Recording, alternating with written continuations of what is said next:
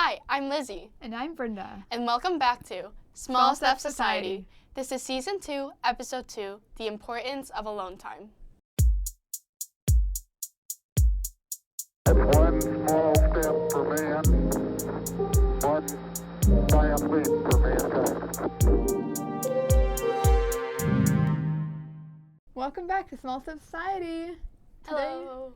Today we have an episode about alone time and why you should also value having your alone time. Yes. But before we get into that, we of course have our weekly segment, Song of the Moment.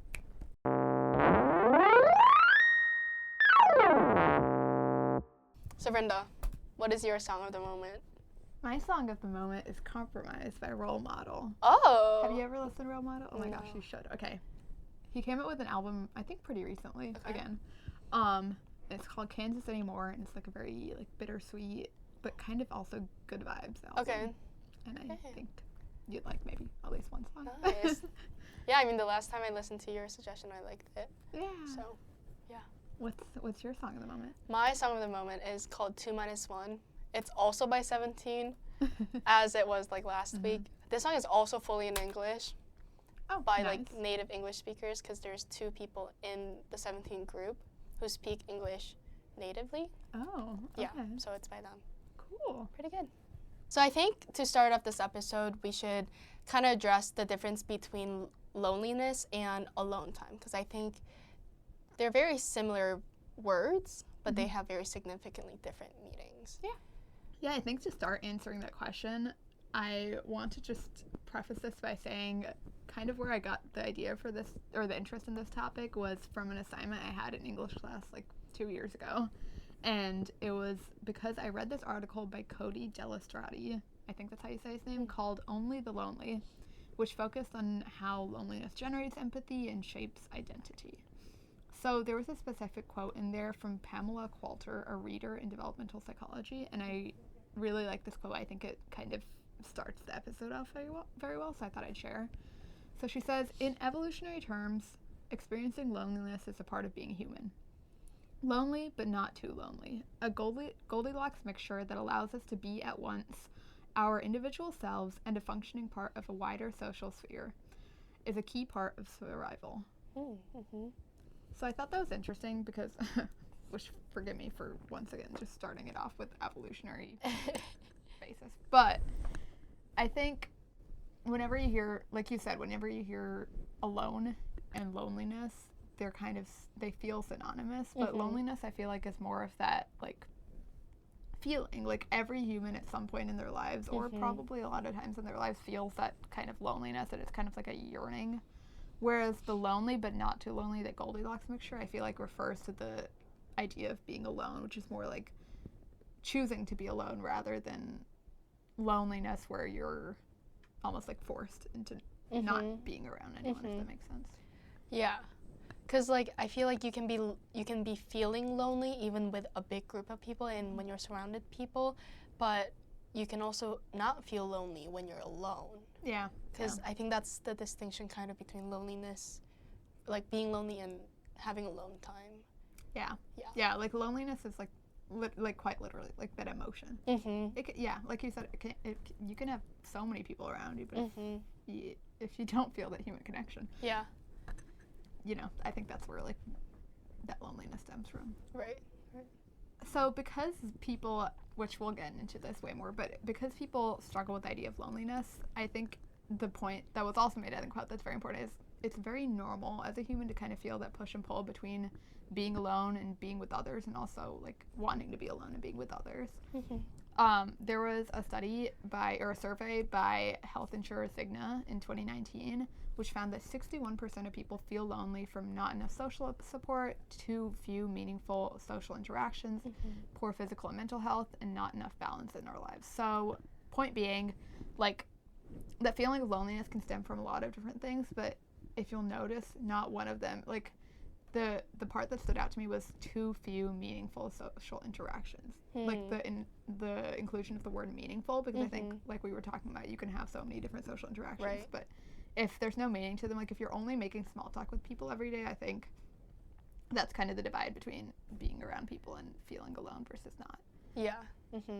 But also with that, I think like a lack of self-confidence is something that makes people scared of being alone. I think this is something that I've noticed, like especially when you're used to either like being super busy or spending time with lots of people. It can be really scary to face time with yourself, like especially if, I don't know, you just have like a lot of thoughts and they're all over the place. Like you could almost like want to be around people to escape that, and you're scared of that feeling of loneliness.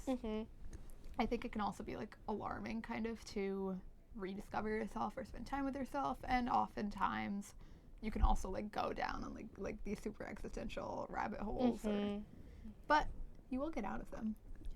And I feel like another reason why people are afraid to be alone is because of like the societal pressure to kind of always be with someone or always be part of a group, and it kind of like ties in with FOMO, like fear of missing out. And I think there's like two big ways that we kind of thought about it. One being with like social media. And we mentioned this a little bit during season 1, but with social media, you're just hyper connected with everybody. You're like constantly aware of what other people are doing at every second of their lives. And also because social media is like the best cherry-picked version of other people's lives, it's super easy to compare yourself and be like, oh, they're doing this fun thing, and I'm not there. Yeah, and I feel like you always see people like on social media. They're always posting with their friends. They're always like, and I'm like, I always see it. I'm like, how are people like able, like one, like just able to spend time with so many people all the time? But I think, yeah, it's just cherry-picked. Right. Yeah, and because of that societal pressure, when you're alone, like scrolling through these posts, you're like, wow, I'm not doing these fun things. I'm not hanging out with these people. Like, is there something wrong on my part? Right? And then, yeah, I think. Yeah, well, I think with the like whole thought process of, is there something wrong with me? Especially when you're like choosing to be alone. Right. I feel like that's where you're like, am I kind of like distancing myself from people? Like, should I not be doing that? Because you see all these people like spending time with others all the time. So yeah, I think it's like both like FOMO and like, is there something wrong with me? I don't know. Yeah, is there something wrong with me to want to not spend time? Yeah. Right. Yeah. There's nothing wrong, but like, you know. I feel like that's just a common thought process. Yeah. Oh, 100%. Yeah. And then another aspect that we were thinking about, it was college freshmen, where like anytime you enter something new, it could be a new workforce, a new club, something like that. Because first of all, as a college freshman, there are so many things that are going on that you want to be part of, and you have, once again, the societal pressure to make friends immediately. So that one also plays a role into the FOMO part. Yeah. And I think as a college freshman, you're worried that what other people might think if you're alone. Like if you're alone in the lecture hall, if you're alone in the dining hall, like, you know. I know, that's a huge one. I hear like people like going to college and be like, oh my gosh, I have to eat alone for the first time. It's crazy. Yeah, and that's kind of scary. Yeah. And then in general, when you're entering something new, especially if you're the only person that's new in this thing that you're entering, you like feel weird because you don't know anybody yet, but you feel like you have to be included, like you have to push yourself in to be included. And it's like harder to make connections because you're the only one that's new. Yeah. You know what I mean? Yeah.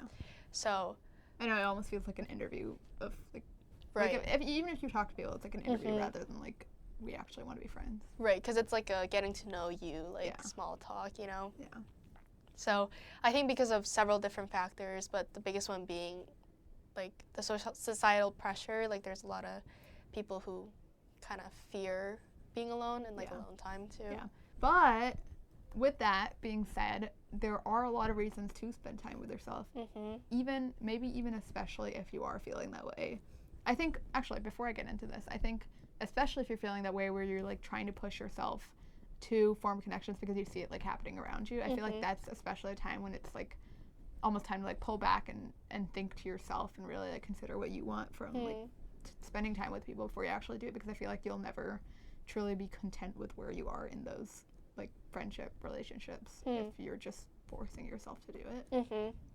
I don't know. I guess there's a balance there, but yeah, I do think there's definitely a balance, because I feel like at some point, because like connection is bi-directional, like if you want to hang out with them, you do have to like kind of be like, hey, like, do you want to hang out? Like, hey, can I join? You know what Yeah. I mean? So I think there's a good balance, like yeah, fine mutual, line, yeah. Mm-hmm.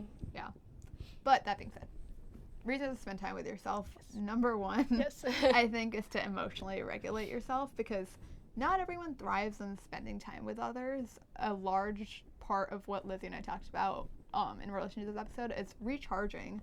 Like, you always hear, like, the difference between extroverts and introverts is not that, you know, they don't like spending time with people. It's just, like, introverted people typically just have a lower social battery. They just need to go recharge more. Mm-hmm. So, yeah, I think when you recharge, you don't have any social pressures to conform to, no expectations to fulfill. It's like kind of taking a step back from the FOMO and letting yourself rebuild. 100%, yeah.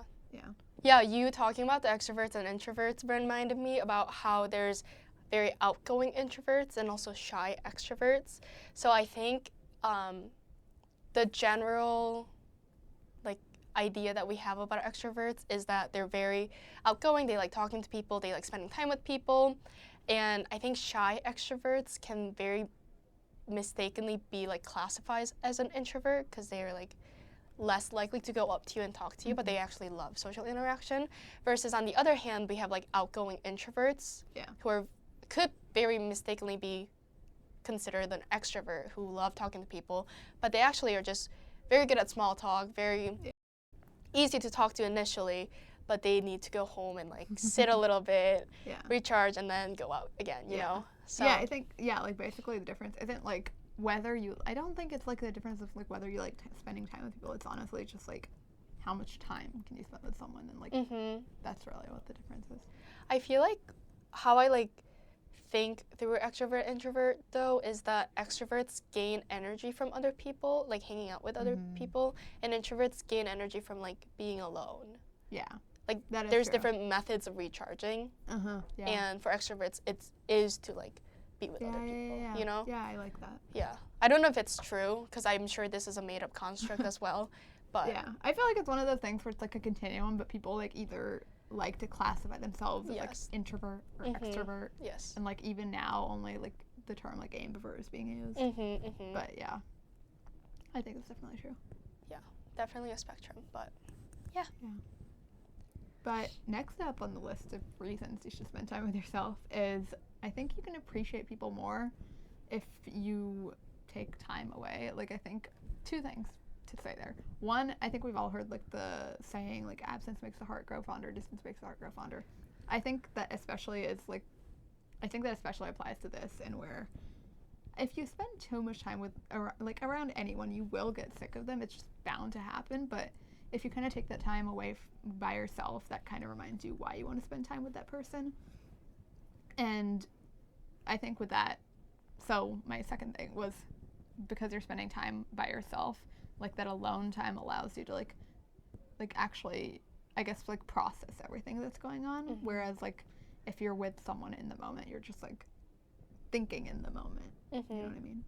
Another point is I think spending time with yourself gives you a chance to observe instead of being observed. And let me explain that one. So if you're spending time with yourself, like in a park, for example, you get to appreciate the beauty of life and nature instead of like, I don't know, at least in my experience, I'm very like, I'm always thinking about how I'm being perceived, which is a bad thing, to a certain extent. So I'm always like thinking about how I'm perceived. So when I'm alone, I get a chance to like actually observe the environment around me and like actually appreciate it, rather than like only thinking about whoever I'm with, if that makes sense. Yeah.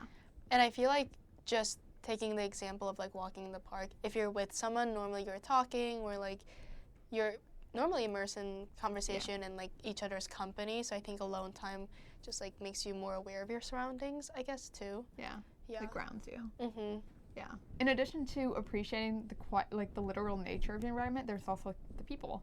So in a study called In the Eye of the Beholder by the late professor at the University of Chicago, John Cacioppo, he wrote that lonely people's attention is drawn more to the distress of others. So going back to the main idea of that article I referenced in the very beginning of this episode, being alone helps you become empathetic. Like, kind of how I mentioned, like, when you're with people, you're just, like, entrenched in, like, talking to them and, like, really thinking about, I guess, like, I feel like when you're in a conversation with a person, you always are almost like always thinking about yourself. Yeah, thinking about yourself in the sense that like how you could relate to the other person talking, like how your experiences are similar in a way, or like what you're gonna say next. Yeah, Yeah. that's exactly what I couldn't remember what I said. Yeah, exactly. So I think, like, being alone, like, almost allows you to, I don't know, like, think about others, if that, like, I don't really know how to put it. Yeah, like think about others without having the not constant worry, but like the pressure to like respond to it. Is that what you're trying to get at? Yeah. But I'm, like, trying to think, because it's not like I'm ever, like, I don't ever, like, walk away from a conversation and like, intentionally think, I wonder, like, I don't really intentionally think about, like, how the other person felt, but I think, like, there's something to be said about, like, when you are away, I guess, like, yeah, when you're away from a conversation with someone, you, like, almost look back on it and you're like, oh, I wish I would have responded differently to them, or like, oh, I totally understand what they were saying now. Yeah. So I think in that sense of that, there's, like, that empathetic kind of feeling that is discovered. Yeah. Maybe. Yeah. And I feel like that leads us like straight into another reason why it's important to like spend alone time, and it's to like get to know yourself. Yeah. Because I feel like by being alone and like by just kind of rethinking what just happened, you learn more about yourself. Yeah. You learn more in general. Yeah. So, yeah. Yeah. Like, you learn what you like about things. Mhm. Like, if you had a bad experience that day, like, you get to actually consider it, you know? Yeah. Like, I feel like a really, really common experience that I think we've both had for sure is, like, you spend time with, like, a friend or something, or like, yeah, you spend time with friends, and then you come back from it, and you're like, I actually didn't like the way that made me feel. Like, I feel like that's a very common feeling that we've had, which I think directly is, like, the getting to know yourself. Yes. Because it's very easy to, like, be in a conversation with someone, or, like, like, in a conversation with someone, and you're, like, laughing, and you're, I guess, having a good time in some sense, but then you come back and you're like, okay, yes, I did laugh and all of this, but generally I didn't like the way that made me feel. Right. Yeah. In a 2019 literature review, it said that when people were alone without a specific task, they tended to self-reflect. And this is from Psych Central by Dr. Lori Lawrence. But I think that's like a perfect way to describe it. Like something happened, and then like whether it be good or bad, you just, like, think about it. Yeah, and then you like think about it and you're like, how did that make me feel? Yeah.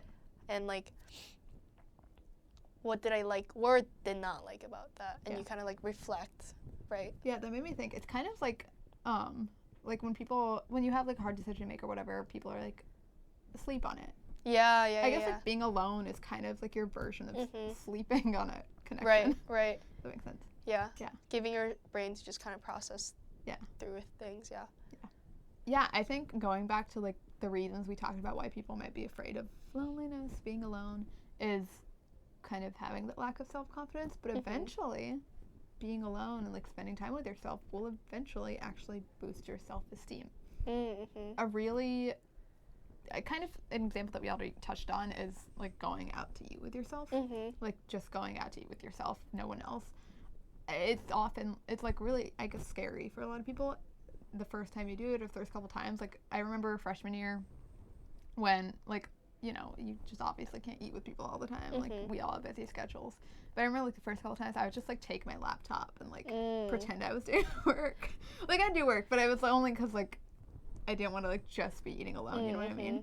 But over time, like, I started to build up this confidence, and, like, I enjoyed, like, I literally looked forward to going to actually eat by myself and, like, just spend time with myself. Yeah. And, yeah, it just became, like, a really, like, kind of like a self-care time for me. You know?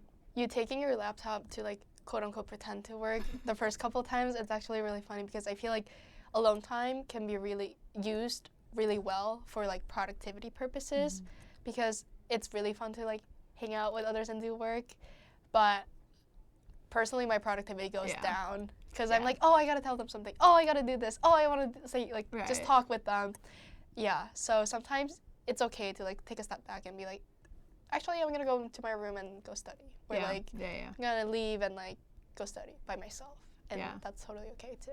You know how we talked about loneliness kind of being something that you can feel even when you're around people? I think in some ways, at least for me, like, I kind of feel like I am alone around people, but, like, in a good way. Okay.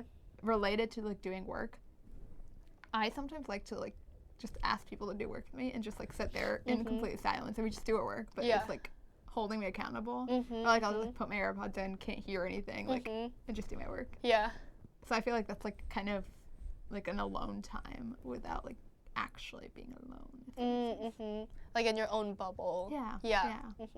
This last reason, I think this encompasses kind of everything we talked about, which is you should just have that alone time because it helps you remember what it feels like to be human, which is a lot deeper than what it actually means. But it just means, like, people aren't supposed to be surrounded by sounds and random people all the time. Like, we aren't necessarily, like, we're not actually, like, in the past, we're not supposed to be, like, meeting people online all the time. I mean, now, of course, like, you know, society calls for it, but you know what I mean? Yeah. And I think that kind of ties into our, like, first episode about, like, the value of connection.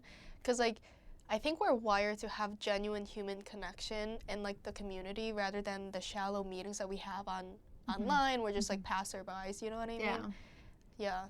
And I feel like it's harder, like, online to tell whether you have a genuine connection. It's not like you can't form that, but just, like, you know, if you're not seeing the person's face, for example, it's just, like, you can't get, like, the facial expressions, you know, like, you know.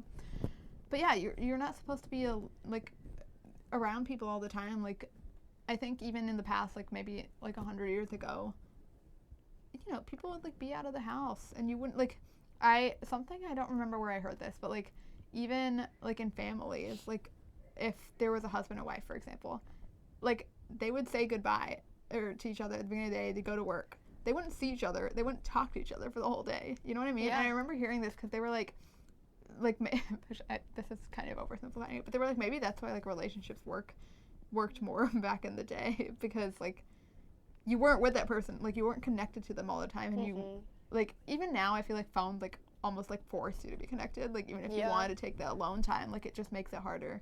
You kind of have this societal pressure. So, you know, all that relationship stuff aside, I think, like, it's okay to want to be alone and be in your own thoughts and, like, put your phone on Do Not Disturb. You know what I mean? Yeah. So now that we talked about the importance of alone time, how do you know, like, when you need the me time? I think, well, social battery related is when you feel tired or exhausted around the people that usually bring you joy. I think, like, I feel like I've shared this with, like, friends more often, but, like, a common feeling that I always have is, like, about, like, every couple of weeks I'm like, I actually don't like any of the people I hang out with. Like, this is the worst. Like, I hate I just hate all my friends. Not actually, but I just feel that, and then I, like, take that alone time and I'm like, actually I don't. I just needed to, like, recharge. Yeah. I feel like this weekend, like, everyone was gone for Labor Day, like, literally everyone I hang out with, and I just had, like, the apartment to myself. Yeah. And, like, I just had that alone time, and I was like, actually, I love this. Yeah. Like, I feel like I'm always, like, whenever I'm not busy, I'm like, oh, I need to hang out with people, because, like, I don't do it when I'm busy. But I think it's, like, very important to, like, prioritize that me time. So, like, yeah, when you feel tired or exhausted or you're, like, just annoyed with everyone around you. Like, if it's one person, right, you know, then maybe it's, like, reevaluate the friendship or reevaluate whatever that is. But if it's, like, everyone, chances are you just need to take a step back. Yeah, 100%. And it can be, like, family members, friends, even partners, like, yeah. And then another thing is, if you feel, like, angry or, like, the smallest things are making you really irritated, that's when you know that, like, your brain is just so exhausted that it can't handle the little things, you know what I mean? Whatever was going on throughout the day, throughout the week, like, it's catching up to you. So I think it's good to remove yourself and just kind of calm down, right? And I think it's time to, like, recharge your brain, let your brain just kind of say, okay, I'm not going to think for, like, a hot second, and then I'll be back, you know? Yeah. Also, if you've been feeling stressed or overwhelmed for a few days, like I kind of said, like, you don't need to you should make time for your friends, but, like, if you always come first, okay? You can't even be a good friend to someone if you're not feeling like yourself. So I think fundamentally the most important thing is just learning to just know when you need that me time, which, by the way, self-care episode last season. I feel like it's a pretty good kind of sister episode to this. Yeah. But I feel like a lot of the times, like, even if you're like, I need to be alone, you're like, but how? Like, what do I do when I'm alone? Like, it seems a little boring, you know? Mm-hmm. I feel like the number one thing is, like, figure out what brings you joy, which is so much easier said than done. Oh, yeah. I feel like I've been looking for a hobby for, like, the past 5 years. Maybe that's how we created the podcast. But, you know what I mean? Like, just try to pick up something new. Literally, you know how people are in, like, pop culture always, like, touch grass? Mm-hmm. Literally touch grass. You know? See what it feels like. Yeah. Like, you never know. This is actually really true because I feel like I've also been looking for a hobby, but, like, looking for a hobby is work. Mm-hmm. And also, like, getting good at that hobby is also work. Yeah. So I think a lot of times I'm like, you know what? I'm just going to sit and look out the window. Mm-hmm. Or, like, I'm just going to sit. Yeah. And kind of stare at the wall, you know? Yeah. And, like, that's totally fine, too. Like, if that's what brings you joy, do it. You know what I mean? Yeah, it doesn't have to be joy. Like, just content. You know? Yeah. Just be content with whatever's going on. Yeah, I think also, to your point of, like, once you find a hobby, like, you need to be good at all of that. I feel like it's also way easier said than done, but, like, take the pressure off yourself of, like, being good at the hobby or, like, finding a hobby that you're, like, really passionate about. Yeah. I feel like at least for us, we're, like, very, not, like, competitive. What's the word I'm looking for? Like, we're very perfectionist. Yeah. So I feel like we're always like, oh, I need to find this and I need to be passionate about it. It needs to, like, become my passion project and I need to do something with and, like, it. It's, like, it has to be perfect the first try. Yeah, it's really not that deep, you know? Yeah. Yeah, so I think, like, trying to, like, take that pressure off yourself. Like, I don't know if you remember, freshman year we went to Barnes & Noble and I bought a crossword book. Mm-hmm. I haven't touched it very often in college, but when I do, I'm like, I enjoy doing this. Like, I enjoy just sitting here in my alone time when I have it and just doing my crosswords. And I don't need to be good at it. I'll actually say not good at it. But it is nice, you know what I mean? Like, it's just a nice, like, also I feel like that's the other part of alone time where it's like, I'm sitting alone with myself. I'm not necessarily, like, not doing anything with my brain. So I kind of, like, I feel, like, quote-unquote productive, you know what I mean? Because I feel like that's also something that can be easy to struggle with. Is like, I can't take alone time because I have this and this and this to do, and, like, I need to be doing something productive all the time. So, like, something that, like, is kind of keeping your mind active if you're that type of person. So nice.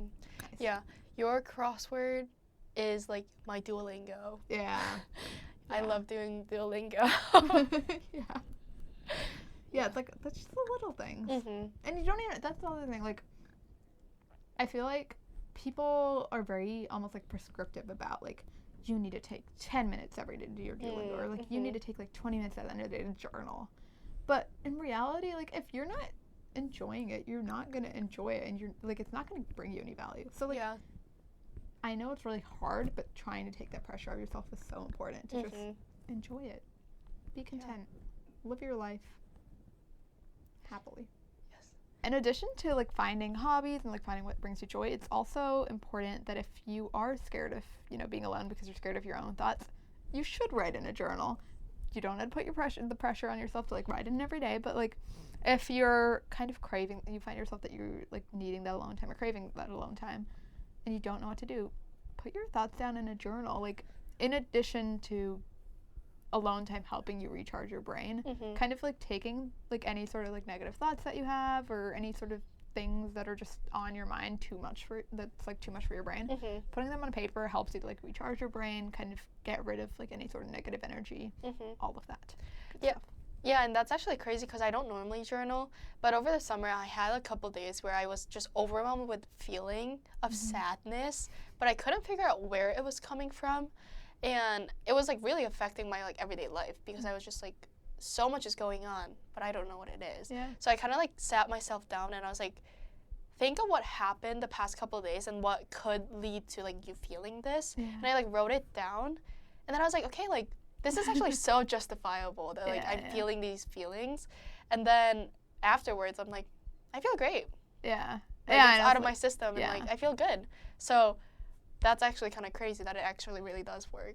Yeah, and it's also, like, if you, like, even with that, I think if you're like having something that's going on but you don't like know who to talk about it to, or like you don't want to talk about it to anyone, you can kind of like talk to your paper. You don't have to do like a Dear Diary thing, but you like putting those like words down on paper. Like I feel like that's kind of half of the importance of like when you go to your friends like to talk about something. That's like half of it, why you do it, just to like, get it out there. Yeah.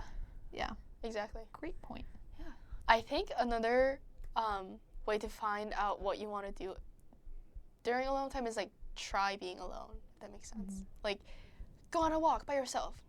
Take yourself out to dinner by yourself, or like lunch, or go get ice cream by yourself. You know what I mean? Yeah. And I think the more you do it, the more you'll get used to it, and then you're like, did not love going on a walk by myself, but I love getting ice cream by myself, and then you can kind of like decide and learn. You know? Yeah.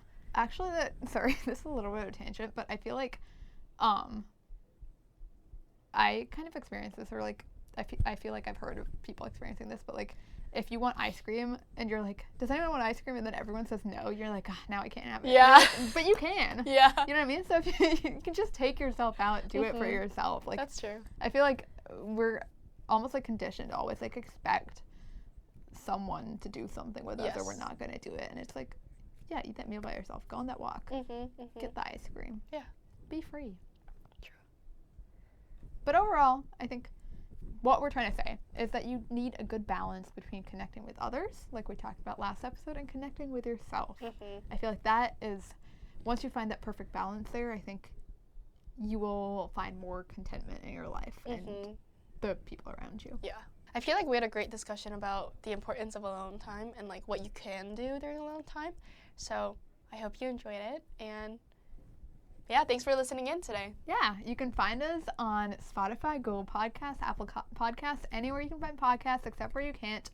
Every Sunday, you can also see our faces on YouTube, and you can also follow us on Instagram at Small Step Society Pod. One small step for man, one giant leap